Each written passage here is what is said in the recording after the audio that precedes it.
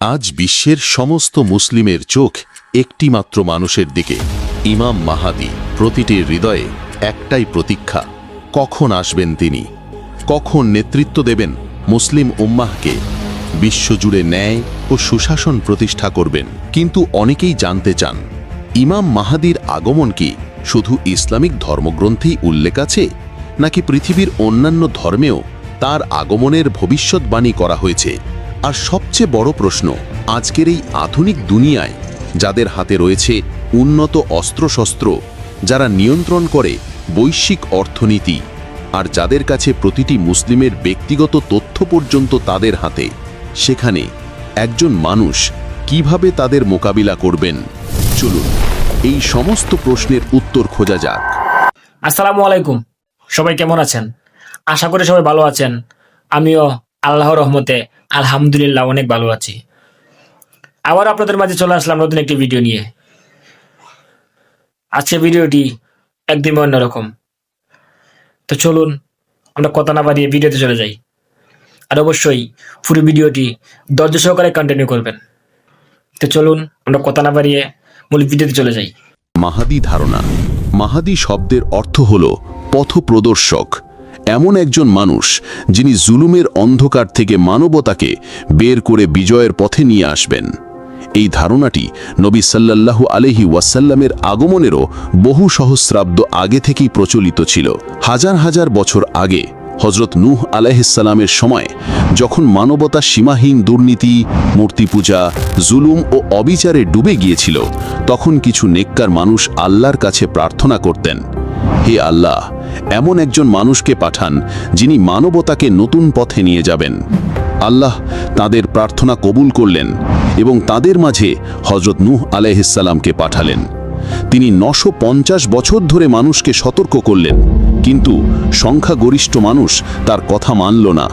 কেবলমাত্র কিছু নেককার মানুষ ছাড়া সবাই ধ্বংস হয়ে গেল এক মহাপ্লাবনে। পর হযরত নূহ আলাইহিসসালাম তার অনুসারীদের সাথে নিয়ে আবার নতুনভাবে জীবন শুরু করল। কয়েক শতাব্দী পর মানুষ আবারও মূর্তি পূজায় মগ্ন হল। সেই সময়ের ধর্মগ্রন্থগুলোতেও একজন আল্লাহর বন্ধুর আসার কথা লেখা ছিল, যিনি মানুষকে হেদায়েত দেবেন। সেই সময় এলেন হযরত ইব্রাহিম আলাইহিসসালাম, যিনি মূর্তি পূজা ত্যাগ করে তাওহীদের বাণী প্রচার করলেন। এরপর বনি ইসরাইল মিশরে ব্যাপকভাবে বৃদ্ধি লাভ করল এবং উন্নতি লাভ করল। কিন্তু তখন মিশরে ফেরাউনের রাজত্ব চলছিল। ফেরাউন বনি ইসরাইলকে ভয় পেতে শুরু করল এবং তাদের নিজের গোলাম বানিয়ে নিয়ে সীমাহীন অত্যাচার চালালো। বহু বছর ধরে এই জুলুম চলতে থাকলো। বনি ইসরায়েলরা আল্লাহর কাছে প্রার্থনা করতে থাকলো একজন ত্রাণকর্তার জন্য। তখন আল্লাহ তাদের কাছে হযরত মূসা আলাইহিসসালামকে পাঠালেন। হযরত মূসা ফেরাউনকে পরাজিত করে বনি ইসরাইলকে মুক্তি দিলেন। কয়েক শতাব্দী পর হযরত ঈসা আলাইহিসসালামের যুগ এলো। তখন বনি ইসরাইল ফিলিস্তিনে রোমানদের অধীনে ছিল, আর দুর্নীতিগ্রস্ত ইহুদি পুরোহিতরা ছিল তাদের ধর্মীয় নেতা। দীর্ঘকাল তাদের মাঝে কোনো নবী আসেননি। বনি ইসরাইলরা একজন মাসিহার অপেক্ষায় ছিল, যার আগমনের কথা তাদের ধর্মগ্রন্থ, যা আজও বাইবেলে বিদ্যমান, তাতে লেখা ছিল। সেই মাসিহা হযরত ঈসা আলাইহিসসালামের রূপে এলেন, কিন্তু বনি ইসরায়েলরা তার বিরুদ্ধে ষড়যন্ত্র করল, ফলে আল্লাহ তাকে আসমানে তুলে নিলেন। হযরত ঈসা আলাইহিসসালামের পর আরবে যখন অন্যায় সাধারণ হয়ে উঠল, তখন ইহুদিদের কিতাবে একজন মহান নবীর আগমনের খবর লেখা ছিল। সেই সময় ইহুদিরাও একইভাবে সেই নবীর অপেক্ষা করত, যেভাবে আজ মুসলিমরা ইমাম মাহাদির অপেক্ষা করে। আজও বাইবেলে সেই ভবিষ্যৎবাণী রয়েছে। এরপর নবী মুহাম্মদ সাল্লাল্লাহু আলাইহি ওয়াসাল্লাম নবুয়তের ঘোষণা করলেন। মাহাদি ধারণা, বিতর্ক ও বাস্তবতা। এই মাসিহা ধারণাটি বনি ইসরায়েলে প্রথম থেকেই বিদ্যমান ছিল। ইসলামের একজন অত্যন্ত গুরুত্বপূর্ণ পণ্ডিত ও কবি আল্লামা ইকবালও ইমাম মাহাদির এই ধারণাটি মানতেন না। তার মতে মুসলিমরা ইহুদি ও খ্রিস্টানদের কাছ থেকে এই ধারণাটি গ্রহণ করেছে। আব্বাসীয় খেলাফতের সময় যখন মুসলিমদের ওপর জুলুম করা হচ্ছিল, তখন তাদের মধ্যে এই ধারণা ছড়িয়ে পড়তে শুরু করে যে খুব শীঘ্রই একজন মাসিহা আসবেন যিনি সবকিছু ঠিক করে দেবেন। আল্লামা ইকবাল মনে করতেন মুসলিমদের কোনো মাসিহার অপেক্ষায় জুলুম সহ্য করে যাওয়া অত্যন্ত বিপজ্জনক। কেবল আল্লামা ইকবালই নন, স্কলার ও দার্শনিক ইবনে খালদুনও ইমাম মাহাদি সম্পর্কিত হাদিসগুলোর সানাদ অর্থাৎ বর্ণনাকারীদের ধারাবাহিকতা নিয়ে একমত ছিলেন না। তবে যদি আমরা দেখি তাহলে ইমাম মাহাদি সম্পর্কিত হাদিসগুলো বুখারী ও মুসলিম ছাড়া প্রায় প্রতিটি বড় হাদিসের কিতাবেই বিদ্যমান। সুন্নি ও শিয়া ধারার উভয় কিতাবেই বহু হাদিস রয়েছে একদম সহি সানাদ সহকারে। বিভিন্ন ধর্মে মাসিহা এক বৈশ্বিক বিশ্বাস। শুধু ইসলামই নয়, আজ বিশ্বের প্রায় প্রতিটি প্রধান ধর্মেই একজন মাসিহার আগমনের ভবিষ্যৎবাণী রয়েছে। মেসোপটেমিয়ায় একজন রাখালের উল্লেখ আছে যিনি একজন মাসিহা হবেন। মিশরে একজন ওসিরিস নামের মানুষের উল্লেখ আছে যিনি এই পৃথিবীকে আবার জীবিত করবেন। একইভাবে জোরোয়াস্ট্রিয়ান ধর্মে একজন জোরোয়াস্ট্রা নামের মানুষের কথা বলা হয়েছে যিনি শেষ সময়ে জন্মগ্রহণ করবেন এবং একটি বড় যুদ্ধ করবেন। হিন্দু ধর্মে কল্কি অবতার বিশ্বাস করা হয়, যিনি কলিযুগে সাদা ঘোড়ার ওপরে সওয়ার হয়ে আসবেন এবং হাতে তলোয়ার নিয়ে জুলুমের বিরুদ্ধে যুদ্ধ করবেন আর পুরো পৃথিবীতে ধর্ম প্রতিষ্ঠা করবেন। বৌদ্ধ ধর্মেও মিত্রেয় নামের একজন মানুষের উল্লেখ আছে যিনি সেই সময় আসবেন যখন মানুষ ধর্ম থেকে বিচ্যুত হবে। তিনি সত্য প্রচার করবেন এবং দুনিয়াকে সঠিক পথে দেখাবেন। ইহুদিরাও তাদের মাসিহাকে বিশ্বাস করে যিনি ভবিষ্যতে আসবেন। তবে তাদের মাসিহা ইসলামিক দৃষ্টিকোণ থেকে দাজ্জাল হবে, যিনি তাদের নেতৃত্ব দেবেন এবং তৃতীয় উপাসনালয় থার্ড টেম্পল নির্মাণ করবেন। আর খ্রিস্টানরা হজরত ঈসা আলাইহিসসালামের দ্বিতীয় আগমনে বিশ্বাস করে, যা মুসলিমরাও মানে। তাই এই মাসিহা ধারণাটি প্রতিটি ধর্মেই বিদ্যমান।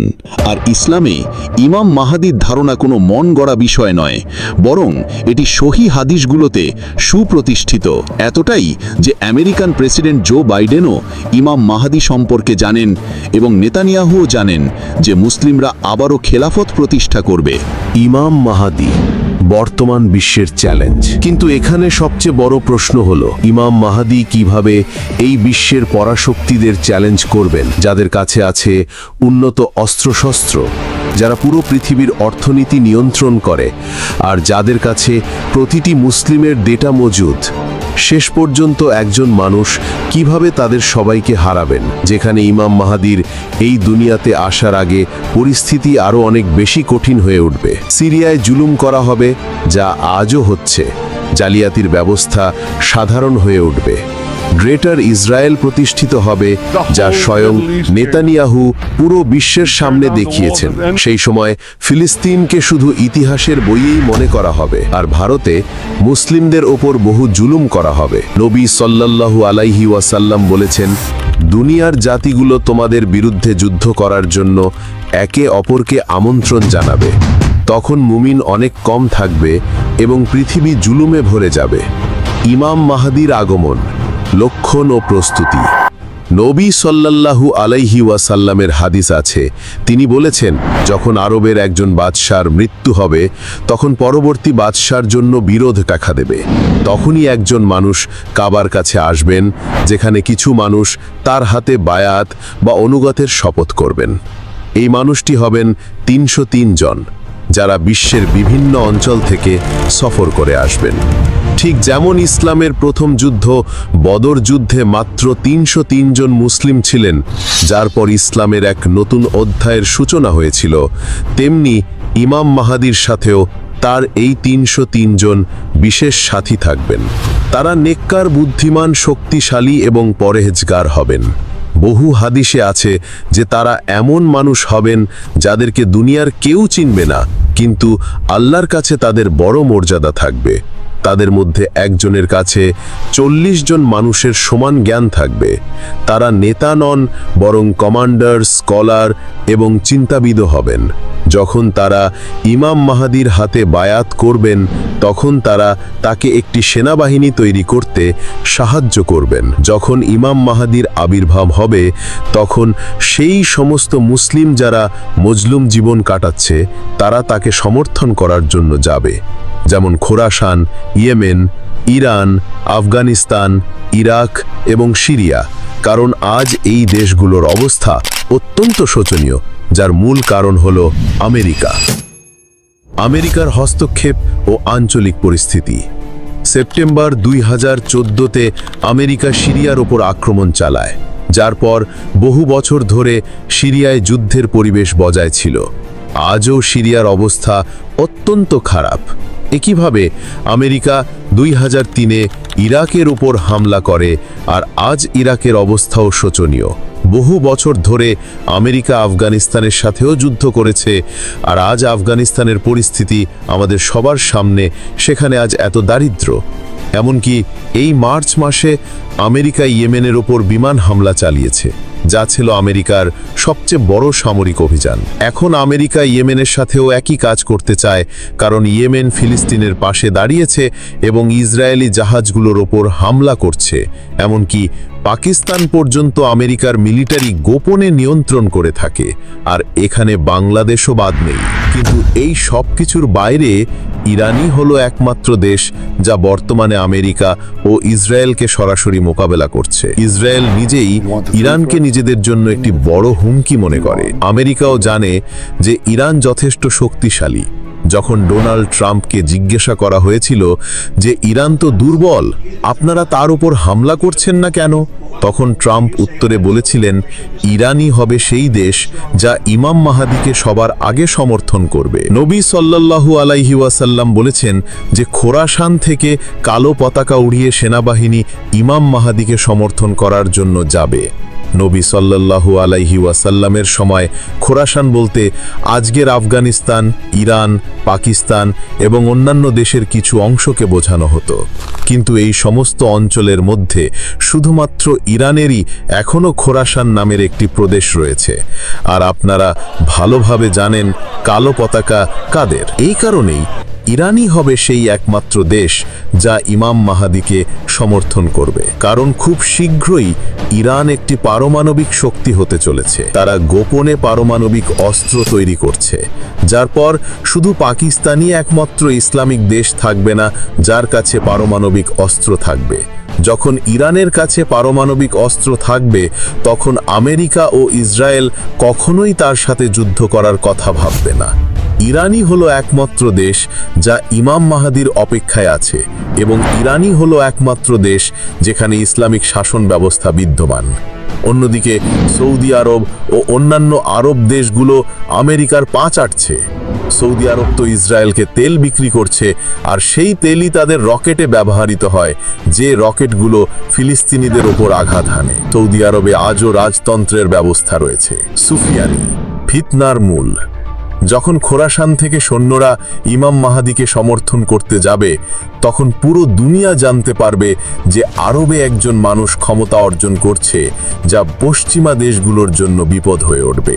তখন পশ্চিমা মিডিয়া ইমাম মাহাদির ওপর অভিযোগ দেবে যে তিনি একজন সন্ত্রাসী, এবং ন্যাটো দেশগুলো যেমন আমেরিকা ও ইসরায়েল ইমাম মাহাদির বিরুদ্ধে একটি সেনাবাহিনী পাঠাবে। সেই সেনাবাহিনীর নেতা হবে সুফিয়ানি। সুফিয়ানি হবে একটি ফিতনা যার পিছনে থাকবে পশ্চিমা দেশগুলো। সে এমন একজন মানুষ হবে যে দেখতে অত্যন্ত ইবাদতগার, কিন্তু সে নবীজির অনুসারীদের শত্রু হবে। সে সিরিয়া থেকে বের হবে এবং মুয়াবিয়ার বংশের হবে। সে ইরাক ও সিরিয়ায় ব্যাপক হত্যালীলা চালাবে। ইমাম আলী ইব্রাহিম আলাইহিস সালাতু ওয়াস সালাম বলেছেন যে সুফিয়ানি সিরিয়া থেকে বের হবে। তার মুখের রং লাল হবে, তার চুল হালকা হবে এবং তার মুখে দাগ থাকবে। সে মসজিদ ভাঙবে এবং নবী সাল্লাল্লাহু আলাইহি ওয়াসাল্লামের অনুসারীদের হত্যা করবে। ইমাম বাকার ইব্রাহিম আলাইহিস সালাতু ওয়াস সালাম বলেছেন যে সুফিয়ানি সেই বছরই বের হবে যেই বছর ইমাম মাহাদির আবির্ভাব হবে। ইমাম জাফর সাদেক ইব্রাহিম আলাইহিস সালাতু ওয়াস সালাম বলেছেন যে সুফিয়ানির আগমন নিশ্চিত। সে ইমাম মাহাদির 15 মাস আগে আসবেন। ইমাম জাইনুল আবেদিন আলাইহিস সালাতু ওয়াস সালাম বলেছেন যে যখন সুফিয়ানি বের হবে, তখন মানুষের মন ভয়ে ভরে যাবে। তারপর ইরাক ও সিরিয়ায় প্রকাশ্যে রক্ত প্রবাহিত হবে। সে নারী ও শিশুদের হত্যা করবে। সুফিয়ানি মুয়াবিয়ার প্রতিচ্ছবি। এই সুফিয়ানির পরিচয় মুয়াবিয়ার মতো হবে, যেন মুয়াবিয়া আবার এই দুনিয়ায় এসেছে, কারণ সেও মুয়াবিয়ার মতো আবু সুফিয়ানের বংশের হবে। আর যেভাবে মুয়াবিয়া সিরিয়ার গভর্নর ছিল এবং সিরিয়ায় তার অনেক সমর্থক ছিল, একইভাবে সুফিয়ানিও সিরিয়া থেকেই বের হবে। আর যেভাবে ইমাম আলীর রাজধানী কুফা ছিল, একইভাবে সুফিয়ানিও কুফায় হামলা করবে। ইমাম জাফর সাদেক আলাইহি সালাতু ওয়াসালাম বলেছেন যে মাহাদির আবির্ভাবের আগে সিরিয়ায় গৃহযুদ্ধ হবে, যার পর সুফিয়ানি বের হবে। আর আপনি জেনে অবাক হবেন যে সিরিয়ায় গত কয়েক বছর ধরে একটি বড় গৃহযুদ্ধ চলছিল, যার সুযোগ নিয়ে আমেরিকা সিরিয়ায় হামলা করে। আর আজ সিরিয়ার যে অবস্থা, এখান থেকেই এমন কোনো নেতা বেরিয়ে আসতে পারে, কারণ সিরিয়ায় অনেক সন্ত্রাসী নেতা থাকে। যখন ইমাম মাহাদির আবির্ভাব হবে, তখন সুফিয়ানি ইমাম মাহাদির বিরুদ্ধে একটি সেনাবাহিনী পাঠাবে। কিন্তু সেই সেনাবাহিনী মরুভূমিতে বেদান নামক স্থানে মাটির নিচে তলিয়ে যাবে, যা আল্লাহর তরফ থেকে একটি মুজিজা বা অলৌকিক ঘটনা হবে। এটি দেখে যেসব মুসলিম ইমাম মাহাদিকে মিথ্যা মনে করে, তারাও তার হাতে বায়াত করবে। এমনকি কিছু ইহুদি ও খ্রিস্টানও তাকে চিনতে পারবে এবং তাকে নিজেদের নেতা হিসাবে গ্রহণ করবে। দাজ্জাল ও চূড়ান্ত যুদ্ধ। কিন্তু কিছু স্কলার যারা দুনিয়াবি স্বার্থের পিছনে থাকবে, তারা ইমাম মাহাদিকে মিথ্যা ও দাজ্জাল বলবে। মিডিয়াও সম্পূর্ণ প্রোপাগান্ডা চালাবে, তাকে মিথ্যা বলবে এবং মুসলিমদের তার বিরুদ্ধে করার চেষ্টা করবে। কারণ ইমাম মাহাদি সেই সময় দুনিয়ার পরাশক্তিদের জন্য একটি বিপদ হয়ে উঠেছেন। যখন সুফিয়ানি জানতে পারবে যে তার সেনাবাহিনী মরুভূমিতে তলিয়ে গেছে, তখন সে আরও একটি বড় সেনাবাহিনী তৈরি করবে এবং পশ্চিমা দেশগুলো তার এই সেনাবাহিনীকে সাহায্য করবে, যার পর ইমাম মাহাদি ও সুফিয়ানির মধ্যে একটি বড় যুদ্ধ হবে। অর্থাৎ একদিকে ইমাম আলী আলাইহিস সালামের বংশ থেকে ইমাম মাহাদি থাকবেন, আর অন্যদিকে মুয়াবিয়ার বংশ থেকে সুফিয়ানি থাকবেন। এই যুদ্ধে ইমাম মাহাদি সুফিয়ানিকে পরাজিত করবেন এবং তাকে হত্যা করবেন। সুফিয়ানির হত্যার পর আরবে ইমাম মাহাদির ক্ষমতা আরও বাড়তে থাকবে এবং আরও বেশি মানুষ তাকে সমর্থন করতে থাকবে। ইমাম মাহাদির যে 303 জন সাথী থাকবেন, তাদের প্রত্যেকের অধীনে হাজার হাজার বা লাখ লাখ সৈন্য থাকবে। অনেক সংগঠন ইমাম মাহাদির সমর্থনে আসতে থাকবে। এই সময় ইমাম মাহাদি হিন্দুস্থানের ওপর হামলা করবেন, কারণ সেখানে মুসলিমদের ওপর জুলুম করা হচ্ছে, এবং হিন্দুস্থানকে জয় করে নেবেন। যার পর ইমাম মাহাদি পুরো দুনিয়াতে একজন মহান নেতা হয়ে উঠবেন, যাকে দেখে ন্যাটো ইমাম মাহাদির সাথে একটি শান্তি চুক্তি স্বাক্ষর করবে। অর্থাৎ ইউরোপীয় দেশগুলো ও আমেরিকা ইমাম মাহাদির সাথে চুক্তি স্বাক্ষর করবে, কারণ সেই সময় তাদের জন্য ইমাম মাহাদি ছাড়াও অন্য কোনো বিপদ থাকবে। এই কারণে তারা ইমাম মাহাদির সাথে চুক্তি স্বাক্ষর করবে। নবী সাল্লাল্লাহু আলাইহি ওয়াসাল্লাম বলেছেন যে তোমাদের এবং রোমানদের মধ্যে একটি শান্তি চুক্তি হবে, যার পর তোমরা তাদের সাথে মিলে অন্য কারো বিরুদ্ধে যুদ্ধ করবে, আর সে হবে তোমার এবং তাদের শত্রু। এখন সেই শত্রু কে হবে এটা তো ভবিষ্যতে জানা যাবে। হতে পারে যে তারা জায়নিস্ট হবে, কারণ তারা মুসলিমদেরও শত্রু হবে। ইমাম মাহাদি অন্যান্য দেশগুলোর সাথে মিলে তাদের বিরুদ্ধে যুদ্ধ করবেন। এই যুদ্ধে মুসলিমরা খ্রিস্টানদের সাথে মিলে জয়লাভ করবে। বিজয় ও নতুন ফিতনা, দাজ্জালের আগমন। যুদ্ধে জেতার পর মুসলিম ও অমুসলিমরা যখন নিজেদের ক্যাম্পে বিশ্রাম নিচ্ছে, তখনই তাদের কাছে খবর আসবে যে দাজ্জাল এসে গেছে।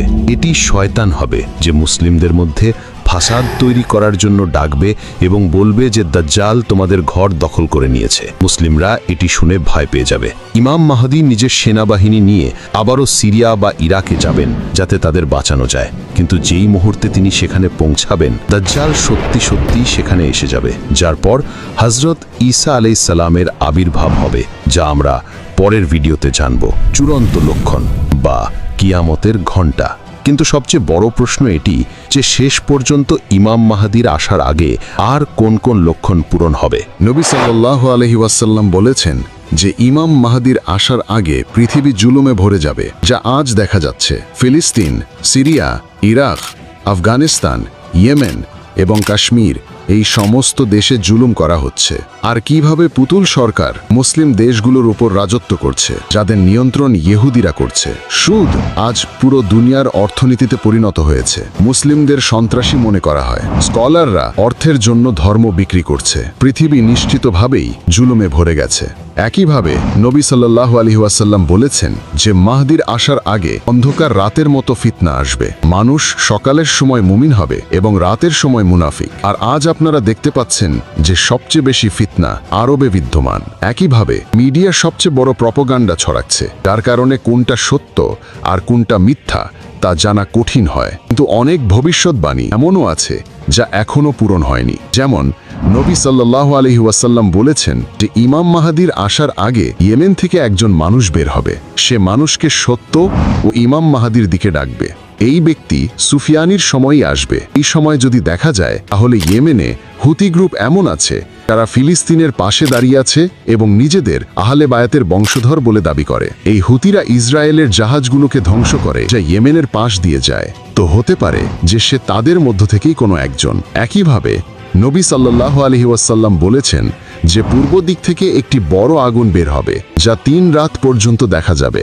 মানুষ তাকে দেখে ভয়ের শিকার হয়ে যাবে। এখন এই আগুন একটি পারমাণবিক বিস্ফোরণও হতে পারে। যেমন ইরান, যা আরবের পূর্বে অবস্থিত, তারা গোপনে পারমাণবিক অস্ত্র তৈরি করছে। হতে পারে যে ইরান একটি বড় পারমাণবিক বিস্ফোরণ করবে, কারণ আমেরিকা ও ইসরায়েল উভয়ই ইরানের পারমাণবিক অস্ত্র তৈরি করা নিয়ে ভীত। যদি ইরান এই পারমাণবিক বিস্ফোরণটি করে তাহলে মানুষ সত্যি ভয় পেয়ে যাবে। আর আরেকটা কথা, এই ভিডিওটি যখন রেকর্ড হচ্ছে তখন 2025 সালের জুন মাসের 20 তারিখ। তো এখন হয়তোবা অনেক আলামত দেখা দিয়েছে, সেগুলো হয়তোবা এই ভিডিওতে বলা নেই, তাই একটু মানিয়ে নিতে হবে। হয়তোবা পারমাণবিক বোমা তৈরিও হয়ে গিয়েছে। আর যেমন নবী সাল্লাল্লাহু আলাইহি ওয়াসাল্লাম বলেছেন যে এই আগুন 3 দিন পর্যন্ত চলতে থাকবে। এর মানে মিডিয়াও এর কভারেজ করবে। ইমাম জাফর সাদেক আলাইহিস সালাম বলেছেন যে ইমাম মাহাদির আবির্ভাবের 15 দিন আগে একজন মানুষকে কাবার কাছে হত্যা করা হবে। এর নাম নফস এ জাকিয়া হবে। এই মানুষটি সম্ভবত একজন ইসলামিক অ্যাক্টিভিস্ট হবে যে মানুষকে সত্য কথা জানানোর চেষ্টা করবে, কিন্তু সৌদি সরকার হয়তোবা তাকে হত্যা করিয়ে দেবে। এই লক্ষণ আছে যা ইমাম মাহাদির আসার আগে সম্পূর্ণ হবে, কিন্তু এই লক্ষণগুলো খুব শীঘ্রই সম্পূর্ণ হতে চলেছে। কারণ নবী সাল্লাল্লাহু আলাইহি ওয়াসাল্লাম বলেছেন যে শেষ সময়ে কিয়ামতের লক্ষণগুলো এমনভাবে সম্পূর্ণ হবে যেইভাবে তসবিহ ভাঙার পর এর দানা একের পর এক পড়তে থাকে। মূল কথা হলো ইমাম মাহাদির আগমন এটি কোনো কল্পনার ব্যাপার নয়, এটি বাস্তবতার এক গম্ভীর ধ্বনি। ধন্যবাদ সবাইকে পুরো ভিডিওটি ধৈর্য সহকারে কন্টিনিউ করার জন্য। আর যারা নতুন এরকম আপডেট ভিডিও পেতে অবশ্যই আমাদের চ্যানেলটি সাবস্ক্রাইব করে পাশে থাকা বেল আইকনটি বাজিয়ে দিবেন। আর অবশ্যই কমেন্টে আপনার মতামত জানাতে ভুলবেন না। আর পরবর্তীতে আপনারা কার ভিডিও দেখতে চান তা অবশ্যই কমেন্টে জানিয়ে দিবেন। তো দেখা হচ্ছে পরবর্তী কোনো ভিডিওতে। ততক্ষণ ভালো থাকবেন, সুস্থ থাকবেন। আল্লাহ হাফেজ।